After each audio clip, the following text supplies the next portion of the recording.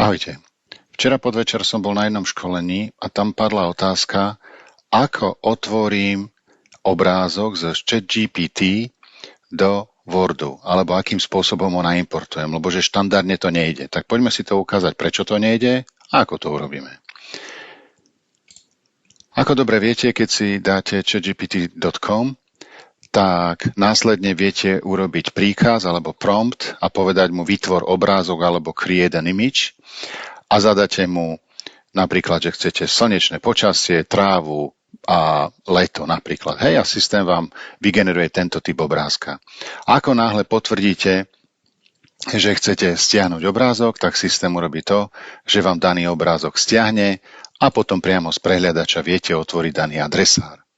Po otvorení adresára budete vidieť, že ten obrázok bol stiahnutý a je aj pomenovaný tak, akým spôsobom ste si to nazvali. A koncovku, keď stisnem F2, tak môžeme premenovať daný súbor.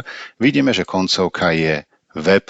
Tento typ súboru nie je možné naimportovať do Wordu. Poďme si to ukázať. To znamená, keď zapnem Word a povieme si s jednoduchým príkazom drag and drop alebo chyť a presun do Wordu, tak to nepôjde. Hej? To znamená, že systém mi vypíše, že sorry, ale neviem to načítať. Hej. Nemám nastavený tento typ súboru.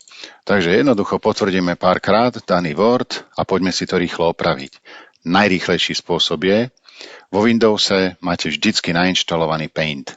Súbor, pomocou ktorého viete editovať obrázky. Takže spustím si tento súbor a jednoducho tu v tomto si môžete použiť funkciu súboru uložiť ako, alebo dáte klávesovú skratku F12 a následne si zvolíte typ súboru. To znamená, ak chcete zachovať pozadie, používame PNG ako PNG súbor alebo JPEG. To znamená, potvrdím, že to chcem dať ako JPEG. Systém ma upozorní, že pozor, ale všetky tie transparentné veci budú vymazané. Nevadí, je to obrázok, ktorý neniesie transparentnosť, takže môžem potvrdiť OK. A keď toto zatvoríme, nový súbor je vygenerovaný. Všimnite si, že to je ako JPEG file, hej, alebo cez F2 zase budeme vidieť, na konci už sa to volá JPG, hej, JPEG.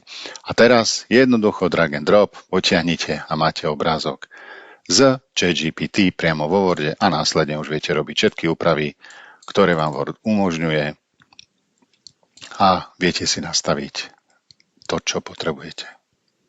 Takže v tomto tutoriáli ste sa naučili, ako si uložíte obrázok z ChatGPT a následne ho cez Paint pretransformujete napríklad do JPEGu alebo PNG. Ďakujem za otázku, majte sa krásne, dovidenia.